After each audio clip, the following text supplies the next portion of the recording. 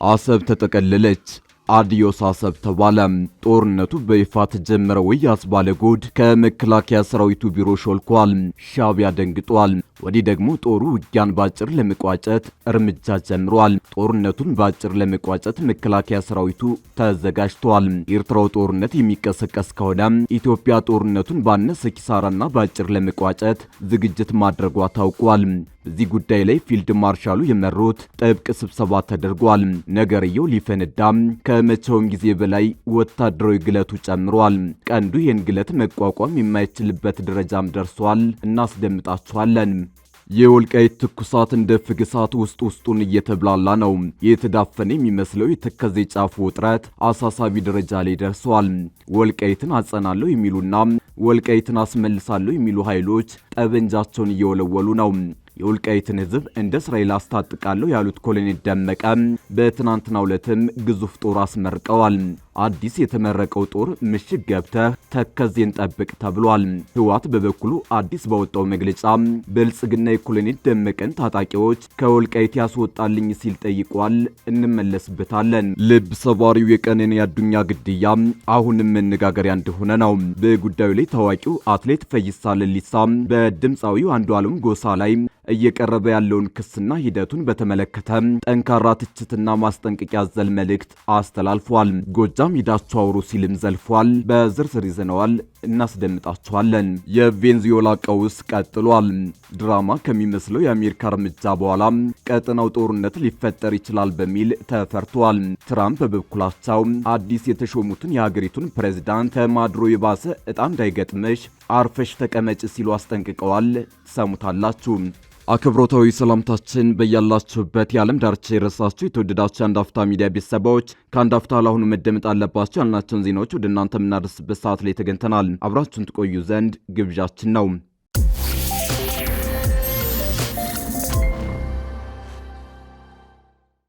የወልቃይት ትኩሳት እንደ ፍግሳት ውስጡን እየተብላላ ነው። የተዳፈነ የሚመስለው የተከዜ ጫፉ ውጥረት አሳሳቢ ደረጃ ላይ ደርሷል። ወልቃይትን አጸናለሁ የሚሉና ወልቃይትን አስመልሳለሁ የሚሉ ኃይሎች ጠመንጃቸውን እየወለወሉ ነው። የወልቃይትን ሕዝብ እንደ እስራኤል አስታጥቃለሁ ያሉት ኮሎኔል ደመቀ በትናንትናው ዕለትም ግዙፍ ጦር አስመርቀዋል። አዲስ የተመረቀው ጦር ምሽግ ገብተህ ተከዜን ጠብቅ ተብሏል። ህወሓት በበኩሉ አዲስ ባወጣው መግለጫ ብልጽግና የኮሎኔል ደመቀን ታጣቂዎች ከወልቃይት ያስወጣልኝ ሲል ጠይቋል። ወልቃይትን በተመለከተ አዳዲስ መረጃዎች ወጥተዋል። የሁመራና መቀሌ ፖለቲከኞች ነፍጥ ለማንሳት ጠበንጃቸውን እየወለወሉ ነው። በሁለቱ ኃይሎች ትኩሳት አሰላለፉን ወደ ሁመራ ያደረገ የሚመስለው ማዕከላዊ መንግስቱ ዝም ያለ ይመስሏል። ሆኖም ከመቀሌ የሚሰማው ፉከራና ከሁመራ በኩል ያለው ወታደራዊ ዝግጅት እንደቀጠለ ነው የሚገኘው።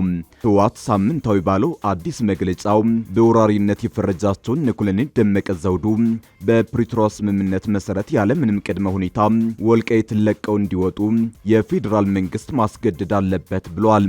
የፌዴራል መንግስት የአማራ ኃይሎች ከወልቃይት ካላስወጣ ተወሯል ያለውን መሬት የማስለቀቅ ግዴታውን እንደሚወጣ አስጠንቅቋል። ይሁን እንጂ ህወሓት ወልቃይትን ለማስለቀቅ ምን አይነት እርምጃ ሊወስድ እንደሚችል በውል ያስቀመጠው ነገር የለም። ሆኖም ግን ከጄኔራል ጆን መዲድ እስከ ጄኔራል ታደሰ ወረዳ ከአማኑኤል አሰፋ እስከ ደብረ ጽዮን ወልቃይትን ለማስመለስ ጦርነት እንደሚከፍቱ በተደጋጋሚ በአደባባይ ሲናገሩ ታይተዋል። ምንም እንኳን ህወሓት ወልቃይትን እያስተዳደሩ ያሉትን የአማራ ኃይሎች በሰፋሪነትና ወራሪነት ቢፈርጀም ኮሎኔል ደመቀን ጨምሮ አሁን ያሉት የአካባቢው አመራሮች የዚያው ተወላጆች እንደሆኑ ይነገራል። በተመሳሳይ አሁን ያሉት የአካባቢው አስተዳዳሪዎች ህወሓትና የተፈናቀሉ የትግራይ ተወላጆችን በሰፋሪነት ሲከሱ በተደጋጋሚ ታይቷል። ሁለቱም ኃይሎች አንዱ ሌላውን በሰፋሪነትና ወራሪነት እየፈረጁ ወደ ጦርነት ለመግባት የትርክት ዝግጅት እያደረጉ ይገኛሉ። የሆነ ሆኖ ህወሓት በትናንትናው አመሻሹ መግለጫው በርካታ ክሶችን ማዕከላዊ መንግስቱ ላይ አቅርቧል። ክሶቹ ተደጋጋሚና የተለመዱ ሲሆን የፌዴራል መንግስት በትግራይ ህዝብ ላይ የወንጀል እየሰራ ነው ነው በሚል ውንጀላ የታጨቀ ነው። የኢትዮጵያ መንግስት የህዝብን ሞትና ስቃይ በማደናገር አጀንዳዎችን ለመሸፋፈን እየተንቀሳቀሰ ነው በማለት የቡድኑ መግለጫ ከሷል። እንደተለመደው የፌዴራሉን መንግስት የፕሪቶሪያን ስምምነት ተግባራዊ አላደረገም ያለም ሲሆን ይባስ ብሎ ተሳዳቢ ባለስልጣናትን አሰማርቶብኛል ይላል። ስምምነቱን ተግባራዊ በማድረግ ፈንታ የትግራይን ህዝብ ዘር ማጥፋት አጀንዳ ለማስቀጠል በወታደራዊና ሲቪል ባለስልጣናት በኩል የጥላቻ ንግግር በመዝራት ላይ ተጠምዷል ሲልም ከሷል።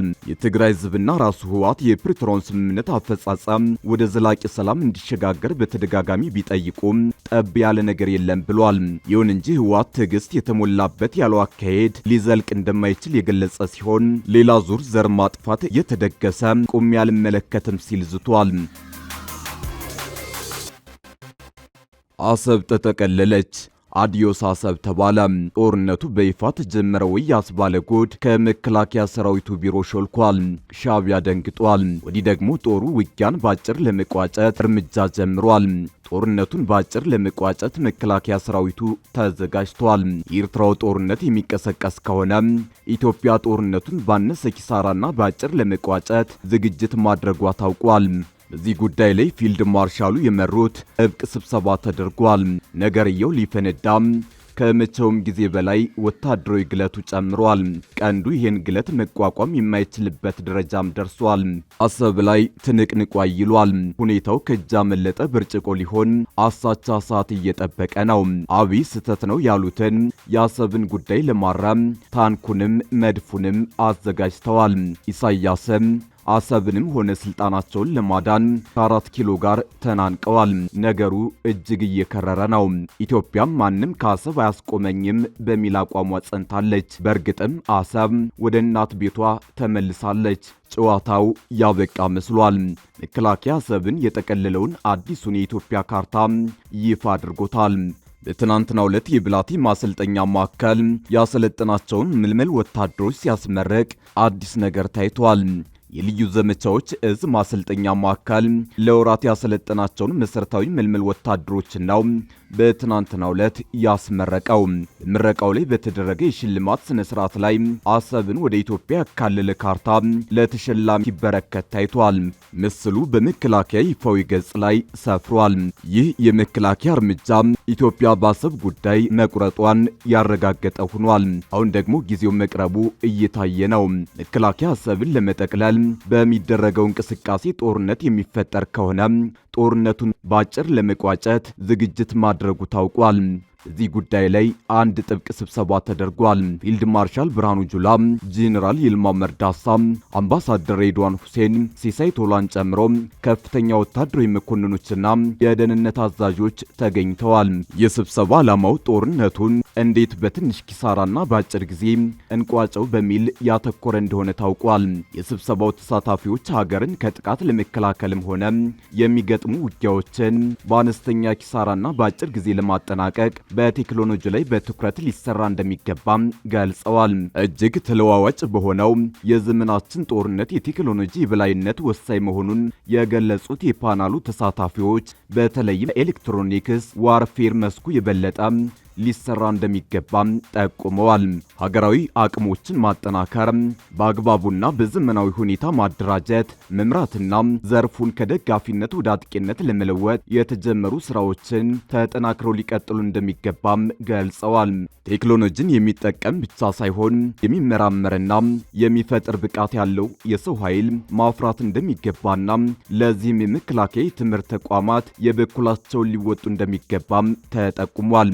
ዘርፉን በፖሊሲና በስትራቴጂ ለመምራት ጥናቶች መካሄዳቸው የተጠቆመ ሲሆን የተጀመሩ በርካታ ስራዎችን ወደ ጥቅም ለማዋል በቅንጅትና በትብብር መሰራት እንዳለበትም ተገልጿል። ልብ ሰባሪው የቀነኒ አዱኛ ግድያ አሁንም መነጋገሪያ እንደሆነ ነው። በጉዳዩ ላይ ታዋቂው አትሌት ፈይሳ ለሊሳ በድምፃዊ አንዱዓለም ጎሳ ላይ እየቀረበ ያለውን ክስና ሂደቱን በተመለከተ ጠንካራ ትችትና ማስጠንቀቂያ ዘል መልእክት አስተላልፏል። ጎጃም ሂዳችሁ አውሩ ሲልም ዘልፏል። አትሌቱ በማህበራዊ ትስስር ገጹ ባሰፈረው ጽሑፍ የአንዱዓለም እጮኛ የነበረችው የሞዴል ቀነኒ ቤተሰቦችን የወከለው ሊበን አዱኛ በአሰራጨው ቪዲዮ ለአባ ገዳዎች ጉዳዩን ሲያስረዳ የተጠቀመበትን ቋንቋና መንገድ አጥብቆ ተችቷል። ፈይሳ ለሊሳ በመልእክቱ አንዱዓለም በአፋን ኦሮሞ እውነቱን ተናግሮ የራሱንና የእጮኛውን እውነት ነግሮናል። አንተ ወንድምየው ግን አባ ገዳዎች ፊት ቀርበህ እነርሱን ለማደናገር በሚመስል መልኩ በማይገባቸው የወፍ ቋንቋ አማርኛን ለማለት ነው መናገርህ ተገቢ አይደለም ሲል ኮንኗል። አትሌቱ አክሎም ጉዳዩ ወደ ሽምግልናና አባ ገዳዎች ከሄደ የኦሮሞን ባህል በጠበቀ መልኩ በኩሽ ቋንቋ መናገር ሲገባ ሆን ብሎ በሌላ ቋንቋ መናገር እውነትን ለመደበቅ እንደተደረገ ሴራ ቆጥሮታል። በጉዳዩ ላይ ቀጥተኛ ምክሩን የለገሰው አትሌት ፈይሳ በኦሮሞ ባህል ደም የሚመልስልን ያጣን ህዝቦች አይደለንም በማለት አንዱዓለም እጮኛውን ገድሎ ከሆነ በኦሮሞ የጉማ ወይም የደም ካሳ ስርዓትን መሰረት እንዲዳኝ፣ ነገር ግን ካልገደለ በግድ ራሱን ወንጀለኛ አድርጎ እጁን እንዳይሰጥ መክሯል። አንዱዓለም እውነትህን ተናገር፣ ገድለህ ከሆነ በባህሉ መሰረት ጉማ ክፈል፣ ካልገደልክና እጅ ንጹህ ከሆነ ግን እምቢ በል፣ በግድ ወደ ጉማ ስርዓት ራስን አታስገባ ሲል አትሌቱ ለአንዱዓለም መልእክቱን አስተላልፏል። ክስ የሚያቀርቡ አካላትም ቢሆኑ አንዱዓለም ስለመግደሉ በእርግጠኝነት የምታውቁትና ያዛችሁት ማስረጃ ካለ አምጡ፣ ማስረጃ ከሌላችሁ ግን በማናውቀው ቋንቋ ትለፍልፉ፣ ጎጃም ሂዳችሁ ማውራት ትችላላችሁ ሲል በቁጣ ገልጿል። በመጨረሻም አትሌቱ የህብረተሰቡን አቋም በተመለከተ ሲናገር አንዱዓለም በህይወት ባይኖር ኖሮ ስለሟች እጮኛው ቀነኒ ያልሆነውን ሁሉ ትቀባጥሩ ነበር። እናንተ እንደ ንፋስ ናችሁ፣ ንፋስ ወደ ፈለገው እንደሚነፍስ ሁሉ እናንተም አቋማችሁ አይታወቅም ሲል ትችቱን ሰንዝሯል። የቬንዙዌላ ቀውስ ቀጥሏል። ድራማ ከሚመስለው የአሜሪካ እርምጃ በኋላ ቀጠናው ጦርነት ሊፈጠር ይችላል በሚል ተፈርቷል። ትራምፕ በበኩላቸው አዲስ የተሾሙትን የሀገሪቱን ፕሬዝዳንት ከማድሮ የባሰ ዕጣ እንዳይገጥምሽ አርፈሽ ተቀመጭ ሲሉ አስጠንቅቀዋል። አዲሷ የቬንዙዌላ መሪ ዴልሲ ሮድሪጌዝ ትክክለኛውን ነገር ካላደረገች ምናልባትም ከማድሮ የበለጠ ትልቅ ዋጋ ልትከፍል ትችላለች ሲሉ አስጠንቅቀዋል። ትራምፕ ለአሜሪካው መጽሔት ዘ አትላንቲክ ይህንን የተናገሩት ከስልጣናቸው የተወገዱት የቀድሞ ፕሬዝዳንት ኒኮላስ ማዱሮ በኒውዮርክ ፍርድ ቤት ለመቅረብ ለዛሬ ሰኞ የተያዘላቸውን ቀጠሮ እየተጠባበቁ ባለበት ወቅት ነው። ማዱሮን በእጽ ዝውውርና በጦር መሳሪያ ወንጀሎች የምትከሰው አሜሪካ የቀድሞው ፕሬዝዳንት የናርኮ ሽብርተኛ አገዛዝን ይመሩ ነበር ትላለች። ማዱሮ ግን እነዚህን ክሶች ውድቅ አድርገዋል። ቅዳሜ ዕለት በቬንዙዌላ ዋና ከተማ ካራካስ በተፈጸመ የአየር ጥቃት ማዱሮና ባለቤታቸው ተይዘው ወደ አሜሪካ ተወስደዋል። ከዚህን ክስተት በኋላ አስተያየታቸውን የሰጡት የአሜሪካ የውጭ ጉዳይ ሚኒስትር ማርክ ሩቢዮ አሜሪካ ከቬንዙዌላ ጋር ጦርነት ውስጥ አይደለችም ሲሉ በአጽንኦት ተናግረዋል። አንዳንድ የዲሞክራቲክ ኮንግረስ አባላት ግን ድርጊቱን የጦርነት አዋጅ ሲሉ ጠርተውታል። እሁድ ዕለት ከዛ አትላንቲክ ጋር ቃለ መጠይቅ ያደረጉት ትራምፕ የቬንዙዌላን የመሪነት ስልጣን ለተረከቡት ሮድሪጌዝ ሲናገሩ ትክክለኛውን ነገር ካላደረገች በጣም ትልቅ ዋጋ ትከፍላለች፣ ምናልባትም ከማዱሮ የበለጠ ብለዋል። የስርዓት ለውጥ ምንም ብለህ ልትጠራው ትችላለህ፣ አሁን ካለው ሁኔታ የተሻለ ነው፣ ከዚህን የከፋ ሊሆን አይችልም ሲሉ መናገራቸውን መጽሔቱ ዘግቧል። ትራምፕ የቬንዙዌላን ፕሬዝዳንት ከስልጣናቸው ያነሱበት ኦፕሬሽን ከተፈጸመ በኋላ ቅዳሜ ዕለት ባደረጉት ንግግር ደህንነቱ የተጠበቀ ተገቢና አመዛዛኝ የስልጣን ሽግግር እስኪደረግ ድረስ አሜሪካ አገሪቱን ትመራለች ብለው ነበር። የአሜሪካ የነዳጅ ኩባንያዎች ወደ ቬንዙዌላ ገብተው መሰረተ ልማቱን እንደሚጠግኑና ለሀገሪቱ ገንዘብ መስራት እንደሚጀምሩ ሲናገሩ ተደምጠዋል። ምንም እንኳን የአሜሪካው ፕሬዝዳንት ይህንን ቢሉ አሁንም ሀገሪቱን እየተቆጣጠሩ ያሉት የማዱሮ አጋሮች ናቸው። የኩባ መንግስት እንደገለጸው የአሜሪካ ኃይሎች ማዱሮን እና ባለቤታቸውን ለመያዝ በከፈቱት ጥቃት 32 ጀግና ኩባውያን ተዋጊዎች ተገድለዋል። የረጅም ጊዜ የማዱሮ ሶሻሊስት አጋር የሆነችው ኩባ የ2 ቀናት ብሔራዊ ሐዘን አውጃለች።